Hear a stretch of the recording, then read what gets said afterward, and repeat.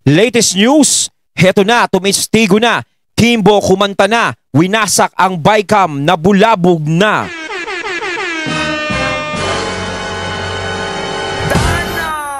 Ayan, syempre itong balitang ating matutunghayan ngayon ay nagmula kay Pinas News Portal. At ito po ang inyong lingkod na si BT na magbibigay ng reaksyon at komento dito sa video na ating matutunghayan ngayon. At huwag na natin pagtagalin at sabay-sabay na nating panoorin ang laman ng video na hatid sa atin ni Pinas News Portal at bibigyan natin ng reaksyon ang balitang ito. Pasok! Ito sa wakas, Ayun, oh. salita na rin si Congresswoman Stella Kimbo. Ayon, syempre bago natin simulan ang videong ito, nais ko nga pala magbigay ng credits dito sa boses na madidinig natin ngayon at bibigyan ng reaksyon. Walang iba kundi si General Macanas. Ayan na, the General's Viewpoint. Tuloy natin. Tungkol sa blank items ng Bicam report.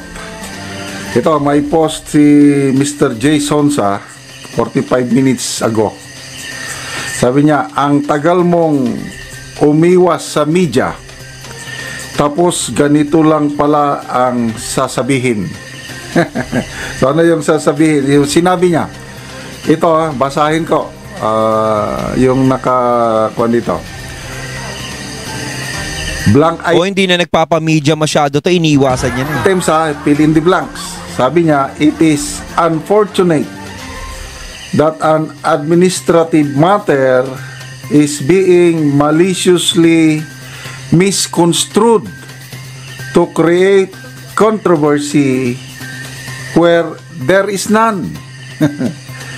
This matter has been sufficiently explained, and at a time when we face for real and urgent national challenges, it would be more productive to focus our efforts on addressing the legitimately pressing needs of our people. Sus!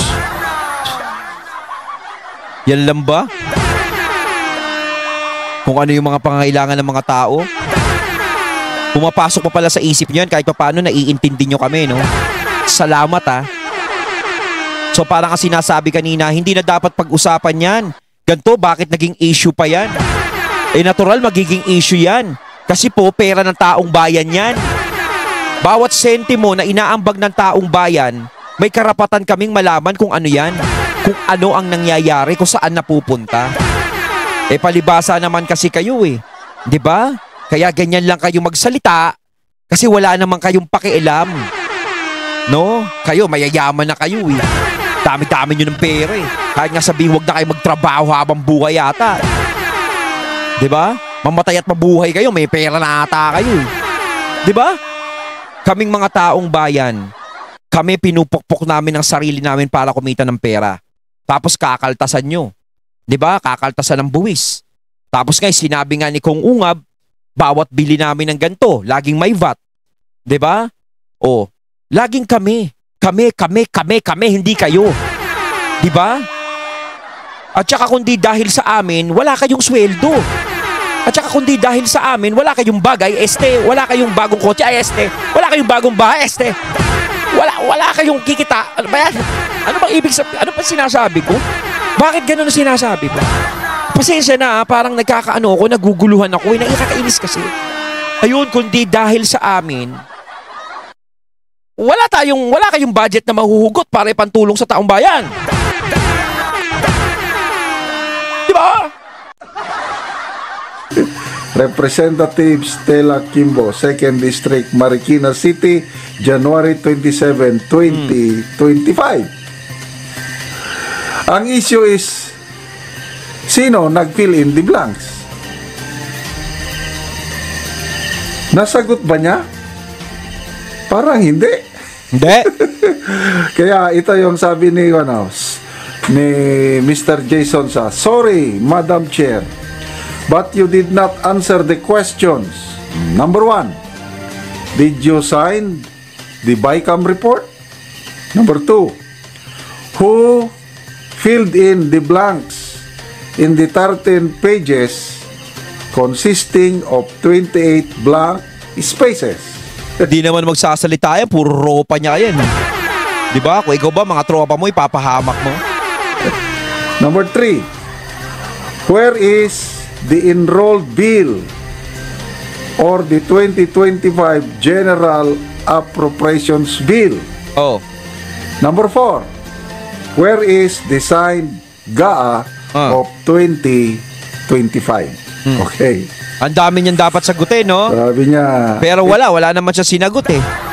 ito, si Mr. Jason sa pa rin nagsasalita.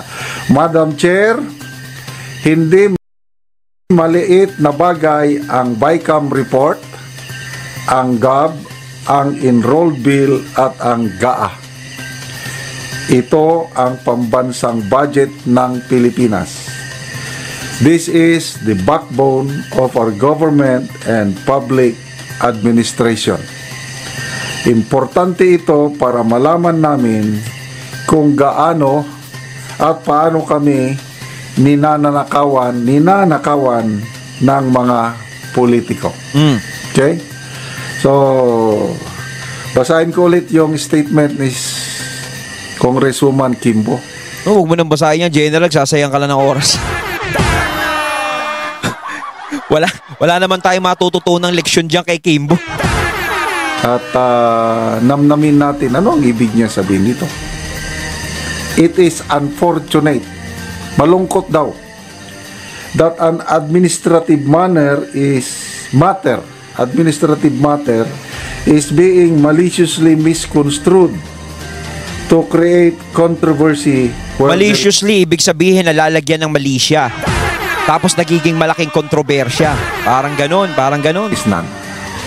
Wala daw problema, walang controversy.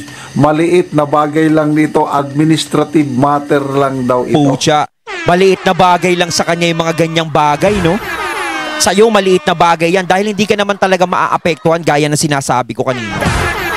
Hindi ka naman talaga maaapektuhan, no? Pero ikaw, bumaba ka dyan sa trono mo.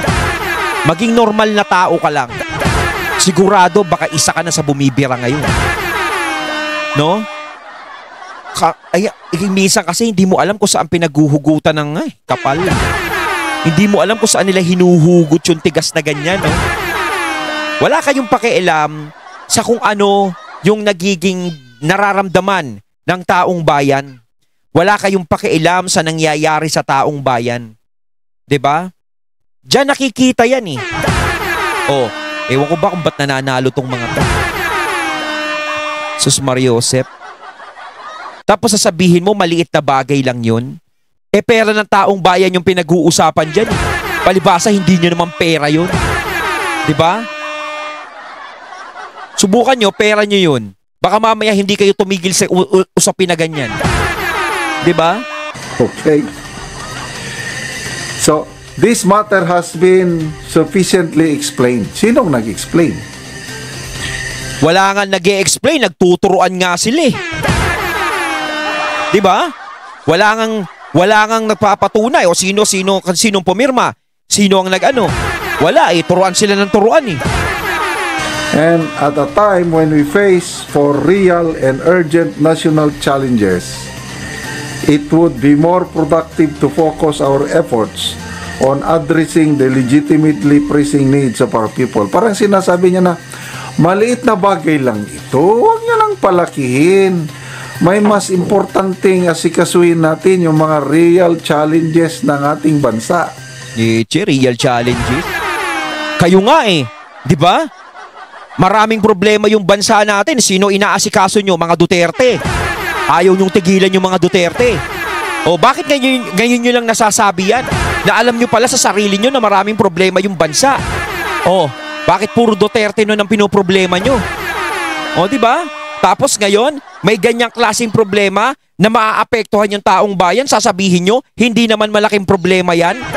Ang intindihin yung problema ng bansa, di wow. Ang galing. O ito nga, ang real challenges ng bansa, itong budget. Ito talaga si Miss Minchin eh, oh. Ang tindi mo. Paano nyo ginawa? Walang yan, hindi natin nakalain na si Miss Minchin pala tatakbo sa Kongreso. Kala natin nagbagong buhay na nung palabas ni Sara ang munting prinsesa eh. Bakit ang tagal bago nagsalita? Okay? Kaya sabi ni Mr. Jason sa, ang tagal mong umiwas sa media. Kawawa yung mga house reporters. Alas 9 ng gabi naghintay. Nung lumabas si Madam Estela, wala, hindi talaga pinansin. Rush daw, nag-aapos. At saka ang tagal niyang hinihintay, no, yung sagot niya, no? Parang artistahin, tapos ganun lang din ang magiging sagot. Daw, Okay, may iba pang statement, ano? Puntahan natin. Sandali, Ito. GMA News. Meron din silang post tungkol nito. The proposed 6.325 trillion budget for 2025 is lawful and enforceable even as bicameral conference report had corrected adjusted interest. Acting House Appropriations Panel Chairperson Stella Kimbo said Monday.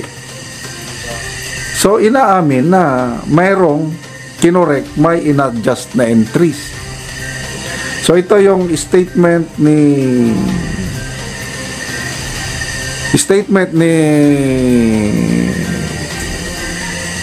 Congresswoman Kimbo. The bicameral report explicitly authorized the technical secretariats of both the Senate and House of Representatives So technical, nagkaroon ng technical, may problema. to implement corrections and adjustments as required. These do not affect the integrity nor the legality of the budget. Ganun ang sabi niya eh.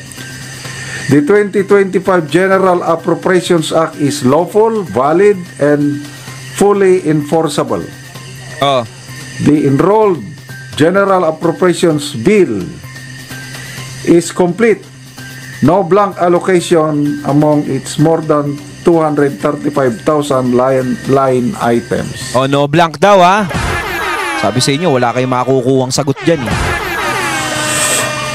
O nga, yung bill, wala nang blank.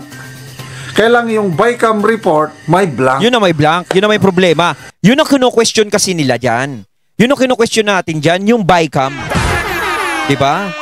Kasi iba yung sinasabi nila, iba yung sinasagot nila eh. Diba?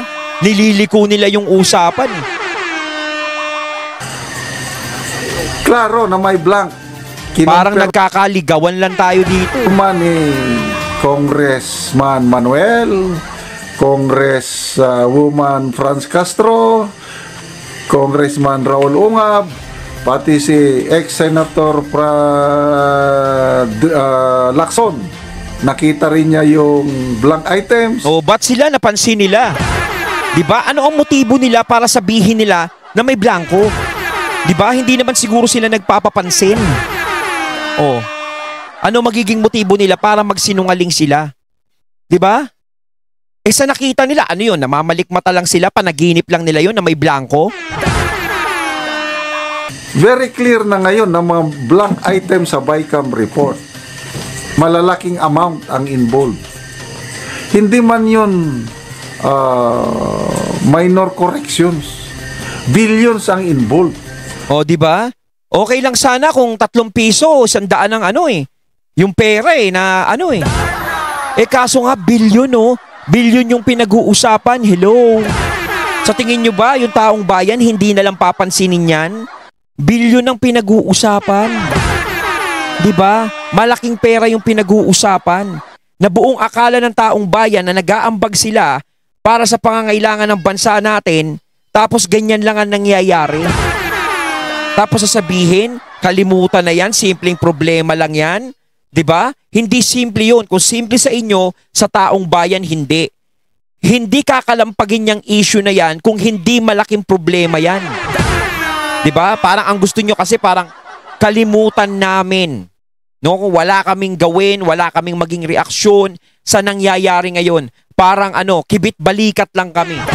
Pipikit lang kami sa mga nangyayari. Walang magsasalita hanggang sa maghirap tayong lahat. 'Di ba? Parang naghihirap na kami, wala pa rin kaming pakialam. Yumayaman sila, ang taong bayan humihirap, wala kaming pakialam dapat. Ang sabi ni Congressman Manuel, yun daw yung authorize ang mga technical staff sa pag-adjust. Ano lang daw yun? Spelling, grammar, mga ganun lang daw. Hindi yung... Tingnan mo naman, no? Talagang dinidinay niya talaga yung blanco. So yung mga spelling, grammar lang siguro yung mga mali-mali. Di ba? Ang tindi, abay! Amount mismo ng ano. Grabe. So, satisfied ba kayo sa paliwanag o sagot ni Congresswoman? Ako, wala. Hindi naman dapat abangan ang sagot yan dahil alam naman natin kung na wala naman yan eh. Alam mo naman, kanino nakapanig yan? Ako. Kimbo, mga kaibigan, paki-comment. Ayun, natating natungayan ng video na nagbula kay Pinas News Portal at syempre natungayan natin ang boses na yon na binigyan natin ng reaksyon na nagbula kay General Macanas. Kayo mga katunay, anong masasabi niyo tungkol dito? Comment lang po kayo sa comment box. So once again, I'm BT and I'm out. Peace.